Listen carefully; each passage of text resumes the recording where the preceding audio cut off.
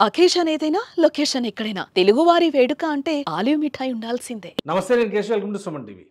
ఆంధ్రప్రదేశ్ రాజధాని అమరావతి విషయంలో inner ring road, outer ring road ఈ ప్రతిపాదనల చుట్టూ చాలా వరకు రాజకీయ చర్చలు నడుస్తున్నాయి. అడ్మినిస్ట్రేషన్ పరంగా ముఖ్యమంత్రి ఇచ్చినటువంటి ఆదేశాల మేరకు వీటి నిర్మాణం ఎలా ముందుకు తీసుకెళ్లాలనేటువంటి అంశంపైన చర్చ జరిగింది. అయితే గత 5 ఏళ్లలో జరిగినటువంటి జాప్యం, Amaravati inner ring road, outer ring road ప్రతిపాదనల్ని అటకెక్కించినటువంటి వైనం, అలానే కేంద్ర ప్రభుత్వ ఉపరితల రవాణా శాఖ తీసుకున్నటువంటి ఒక కీలకమైనటువంటి నిర్ణయం ఫలితంగా విజయవాడ నగరానికి పశ్చిమాన నిర్మించినటువంటి బైపాస్ రోడ్డు, వీటన్నిటి నేపథ్యంలో ఇన్నర్ రింగ్ రోడ్డు ప్రతిపాదన ఇక ఆగిపోయినట్టేనే అందరూ భావించారు. అయితే దాన్ని వీలైనంత వేగంగా ఇన్నర్ రింగ్ రోడ్డును కూడా నిర్మించాల్సిన అవసరం ఉందని ఏపీ సీఎం చంద్రబాబు నాయుడు అభిప్రాయపడ్డారు.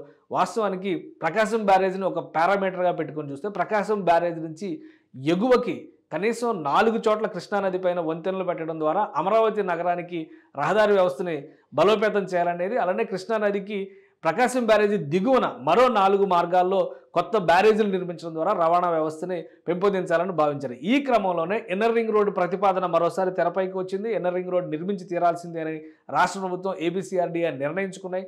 దీనికి సంబంధించి కేంద్ర ప్రభుత్వ అప్రూవల్ను కూడా తీసుకోవడం విశేషం. గతంలో ఇచ్చినటువంటి డిపిఆర్ అంటే దాదాపుగా 28 గ్రామాలు కృష్ణా జిల్లాలో, ఇటు గుంటూరు జిల్లాలో కూడా దాదాపు 15-20 గ్రామాల మీదుగా ఈ రహదారి వ్యవస్థ వెళుతుంది.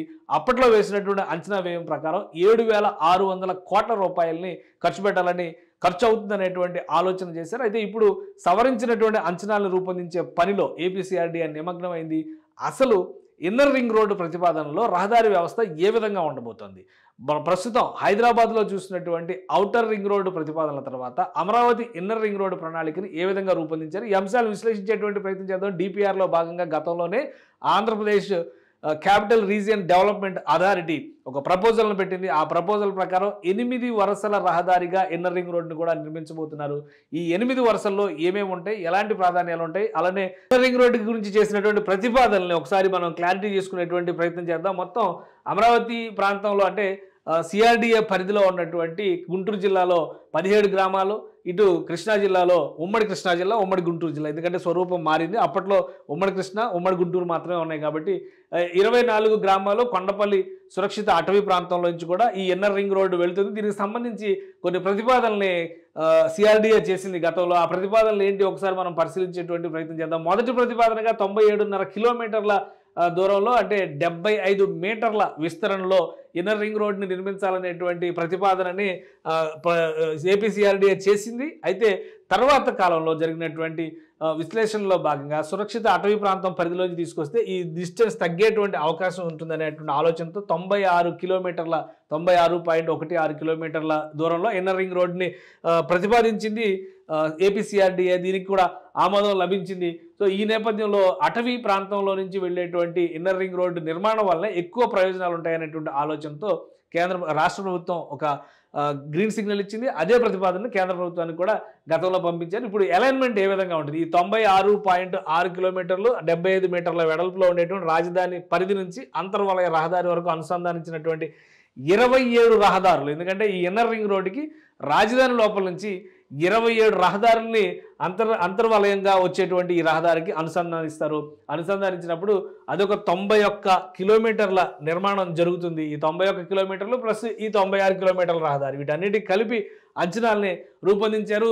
12/2/2018లోనే దీన్ని అథారిటీ సమావేశంలో అంటే సిఆర్డీఏ సమావేశంలో నిర్ణయించారు. ఇదే ప్రతిపాదనని రాష్ట్ర ప్రభుత్వం కూడా గ్రీన్ సిగ్నల్ వేసింది. అలానే ఈ ప్రతిపాదనలో భాగంగా వచ్చినటువంటి కొన్ని అంశాలను మనం పరిశీలిద్దాం. ఇందులో చాలా డీటెయిల్స్ ఉన్నాయి, ఎందుకంటే ఇదంతా కూడా డీటెయిల్డ్ రిపోర్ట్ని సిఆర్డీఏ పబ్లిష్ చేసింది. దీనికి సంబంధించినటువంటి వివరాలని మనం చూద్దాం. దీన్ని 2 దశలుగా ఈ పనులు మొదలు పెట్టాలనుకున్నాం. అంటే ఇన్నర్ రింగ్ రోడ్డు 96 కిలోమీటర్ల డిస్టెన్స్తో నిర్మించబోయేటువంటి ఇన్నర్ రింగ్ రోడ్డు, కొండపల్లి అటవీ ప్రాంతంలోంచి వచ్చేటువంటి ఇన్నర్ రింగ్ రోడ్డుకు సంబంధించి 2 దశల్లో నిర్మాణం చేయాలనుకున్నారు. అందులో 68 కిలోమీటర్ల మేర నిర్మాణం మొదటి దశలోనే జరిగిపోతుంది.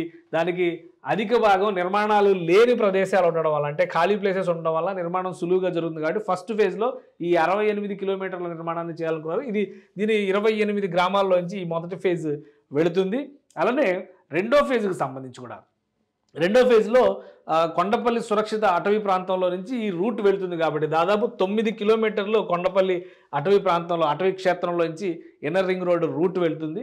సో అలానే 8 కిలోమీటర్ల మేరకు ఒక భారీ సొరంగాన్ని ఇక్కడ నిర్మించాలనేటువంటి ప్రతిపాదనని ఇన్నర్ రింగ్ రోడ్లో భాగంగా చేశారు. అంటే అటవీ క్షేత్రానికి ఇబ్బందులు రాకుండా భూగర్భంలోంచి ఇక్కడ సొరంగాన్ని నిర్మించాల్సిన పరిస్థితి కనిపిస్తుంది. అంటే అటవీకి సంబంధించి అక్కడ కొండ ప్రాంతం కూడా చాలా పెద్ద ఎత్తున ఉంది. అందుకని ఆ కొండ ప్రాంతాలను తొలుచుకుంటూ అవసరమైన చోట కొండ గర్భంలో నుంచి ఈ రహదారిని ఏర్పాటు చేస్తారు. ఇది సొరంగం రూపంలో దీన్ని నిర్మిస్తారు. అందుకనే దీనికి సంబంధించి కేవలం 28 కిలోమీటర్లు మాత్రమే సెకండ్ ఫేజ్లో ఉంది. కానీ ఈ సొరంగాలు తవ్వేటువంటి ప్రక్రియ ఎక్కువగా ఉండడం వల్ల ఆ 28 కిలోమీటర్లని ప్రత్యేకంగా సెకండ్ ఫేజ్లో టేకప్ చేయాలనేటువంటి నిర్ణయం తీసుకున్నారు. ఇందులో అధిక భాగం కొండ భూభాగంలో ఉన్నటువంటి అటవీ ప్రాంతంలో నుంచి వెళుతుంది. రెండో దశ ముసాయిదాకి సంబంధించి 15 గ్రామాల్లో ఈ నిర్మాణం జరుగుతుంది. ఇది మొత్తం ఈ ఇన్నర్ రింగ్ రోడ్డుకు సంబంధించి చేసినటువంటి ప్రణాళిక. ఒకసారి మనం చూద్దాం. ఈ రెడ్ లైన్లో కనిపిస్తుంది మొత్తం కూడా ఇన్నర్ రింగ్ రోడ్ ఫస్ట్ ఫేజ్లో చేయాలనుకున్నటువంటి నిర్మాణం. అంటే దాదాపుగా హాఫ్ సర్కిల్ ఇక్కడే కంప్లీట్ అయిపోతుంది. ఇది మొత్తం ఇటు విజయవాడ నగరానికి ఇటుపక్కన ఇది హైదరాబాద్ హైవే నుంచి మనం చూసినప్పుడు ఇది మొత్తం విజయవాడ నగరానికి మళ్ళీ ఇటుపక్కన హైదరాబాద్ హైవేకి దాటి గన్నవరం ఎయిర్పోర్ట్ దాదాపు అక్కడ దాకా వచ్చే వరకు ఫస్ట్ ఫేజ్ 1లో అది నిర్మాణం జరగాలి. అలానే ఫేజ్ 2కు సంబంధించి ఈ నిర్మాణం ఈ గ్రీన్ లైన్ మొత్తం ఫేజ్ 2 ఇదంతా కొండపల్లి అటవీ క్షేత్రంలోంచి వెళుతుంది. ఇక్కడ కొండ భూభాగాలకి సంబంధించినటువంటి ఎక్కువ ఉన్నాయి కాబట్టి ఇదొక రెండో దశలో టేకప్ చేయాలనుకున్నారు. ఇప్పుడు కొత్త అంశాలను దృష్టిలో పెట్టుకోవడం ద్వారా అంటే రేట్లు పెరిగినటువంటి తీరుని దృష్టిలో పెట్టుకోవడం వల్ల ఈ 5 ఏళ్ల జాప్యానికి ఎంత భారం పడుతుంది అనేటువంటి అంశం పైన సిఆర్డీఏ అధికారులు కసరత్తు చేస్తున్నారు. ఎన్ని వేల కోట్ల రూపాయలు గతంలో వేసినటువంటి అంచనాల ప్రకారం అయితే ఔటర్ రింగ్ రోడ్డుకు సంబంధించి 7,600 కోట్ల రూపాయలతో నిర్మాణం చేయొచ్చు అన్నారు. కానీ ఈ 5 ఏళ్లలో ఎంత మేరకు ఈ భారం పెరుగుతుంది అనేది కూడా మనం చూడాల్సి ఉంటుంది. ఇక అసలు ఈ రింగ్ రోడ్డు నమూనా రహదారి వ్యవస్థ ఏ విధంగా ఉంటుంది, 8 వరుసల రహదారిలో ఉండేటువంటి ప్రత్యేకతలు ఏంటి, వాటిని కూడా ఒకసారి మనం ఎక్స్ప్లెయిన్ చేసేటువంటి ప్రయత్నం చేద్దాం. ఇది 8 వరుసల రహదారిలో 2 వరుసలు సర్వీస్ రోడ్లు సైకిల్కి అలానే పాదచారులకు మార్గాలతో సంబంధించి నిర్మాణం జరుగుతుంది. అంటే 6 వరుసలు పక్కాగా వెహికలర్ ట్రాఫిక్ కోసం 6 వరుసలను కేటాయిస్తారు. అందులో కూడా మెయిన్ కాజ్వే 15 మీటర్ల వెడల్పు, అలానే సెంట్రల్ మీడియన్ 5 మీటర్ల వెడల్పు, సపరేట్ డివైడర్ ఒక 5 మీటర్ల వెడల్పు. అంటే డివైడరే 5 మీటర్ల వెడల్పు ఉంటుందంటే మీరు ఏ స్థాయిలో వస్తుంది ఈ రోడ్డు మీరు గమనించవచ్చు. అంటే వెరీ నేషనల్ హైవేస్ ఏ స్థాయిలో కడుతున్నారో ఆ స్థాయిలో దీనిలో ప్లాంటేషన్స్ అన్నిటికీ కూడా బఫర్ స్ట్రిప్, సైకిల్ ట్రాక్ 2.5 మీటర్ల పాటు, అలానే పాదచారులకు నడవడానికి 2.5 మీటర్ల దారి వదలడం ఇవన్నీ కూడా ప్లాన్ చేశారు. ఒక్కసారి మనం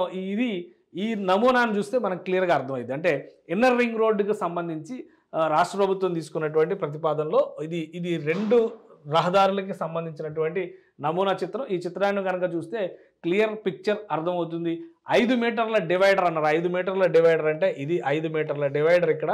అంటే మీరు ఒక్కసారి గమనిస్తే ఇటువైపు 4 వరుసలు అటువైపు 4 వరుసలు కనిపిస్తే ఆ 4 వరుసల లెక్క కూడా 2 వెహికల్స్ ముందుకు వెళ్ళేటువంటి ఒక సైడే వెళ్ళేటువంటివి. కానీ ఇక్కడ మళ్ళీ మధ్యలో ఒక చిన్న డివైడర్ ఇస్తారు, ఇక్కడ ఒక చిన్న డివైడర్ ఇస్తారు. సో ఇక్కడ హెవీ వెహికల్స్ అన్నిటికీ ఒక సపరేషన్ ఉంటుంది. ఇక్కడ మనం గమనిస్తే ట్రక్కులు, బస్సులు, కార్లు, అలానే ఇక్కడ కార్లు 3 వీలర్స్కి ఇచ్చి ఈ మిగతా 2 జోన్లు కూడా పాదచారులకి సంబంధించి, సైక్లింగ్కి సంబంధించి, లైట్ మోటార్ వెహికల్స్, ఇప్పుడు సైకిల్ తరహాలో మోటార్ వెహికల్స్ కూడా వచ్చినాయి కాబట్టి వాటికి సంబంధించారు. అలానే ఇటువైపు ఇది వెళ్ళే వాహనాల దారి అయితే ఇది వచ్చే వాహనాల దారి అయితే ఇది వెళ్ళే వాహనాల దారి. ఇక్కడ కూడా సేమ్ అదే రెప్లికా అవుతుంది. దీని మధ్యలోకి మనం కట్ చేసుకొని చూస్తే సేమ్ ఇదే యాజ్ ఇట్ ఈజ్గా ఇటువైపు రిఫ్లెక్ట్ అవుతున్నటువంటి పరిస్థితి ఉంటుంది. ఇది ఇన్నర్ రింగ్ రోడ్డుకు సంబంధించి అప్పట్లో చేసినటువంటి ప్రతిపాదన. అలానే ఇన్నర్ రింగ్ రోడ్డు నిర్మాణంలోనే భూగర్భంలో నుంచి డ్రైన్ల వ్యవస్థను కూడా ఏర్పాటు చేయాలని నిర్ణయించారు.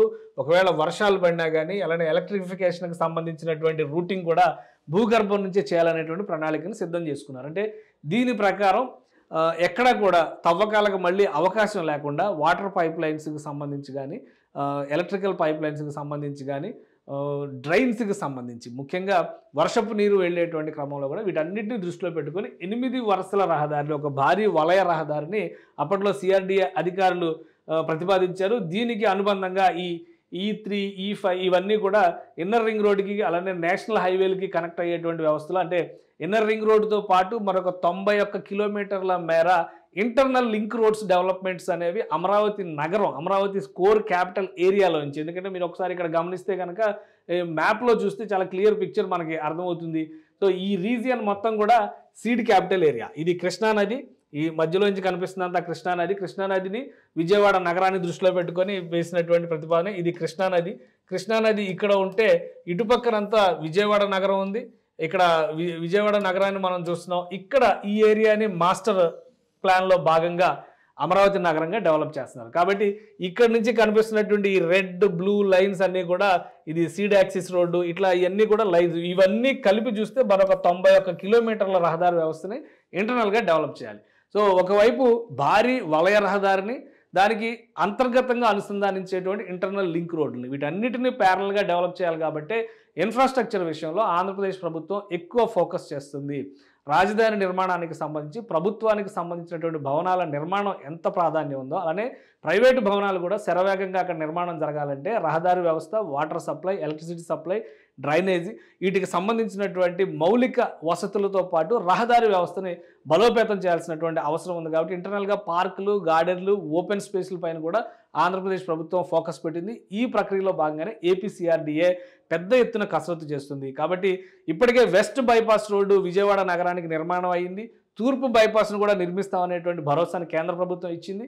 అయినా కానీ ఇన్నర్ రింగ్ రోడ్డు ప్రతిపాదనను వదిలిపెట్టే ప్రసక్తే లేదని ఏపీసీఆర్డీఏ చెబుతుంది. ఎందుకంటే ఔటర్ రింగ్ రోడ్డు స్థాయిలో అమరావతి అభివృద్ధి చెందడానికి కనీసం ఒక 20-30 ఏళ్ళు పట్టినప్పటికీ కూడా ఇన్నర్ రింగ్ రోడ్ని ఇమీడియట్గా డెవలప్ చేస్తే అమరావతి పరిధిలో యాక్టివిటీ బూస్టప్ అవుతుంది. అలానే విజయవాడ ఒక మెట్రో నగరంగా మరింత విస్తారంగా, అంటే గ్రేటర్ విజయవాడ అనేటువంటి ప్రతిపాదన ఎప్పటి నుంచో పెండింగ్లో ఉంది. కాబట్టి గ్రేటర్ విజయవాడ నిర్మాణం జరగకపోయినా కానీ ఈ ఇన్నర్ రింగ్ రోడ్డు వలన ఆ పరిధిలో జరిగేటువంటి డెవలప్మెంట్ విజయవాడ నగరానికి కూడా కలిసి వస్తుందని రాష్ట్ర ప్రభుత్వం భావిస్తుంది.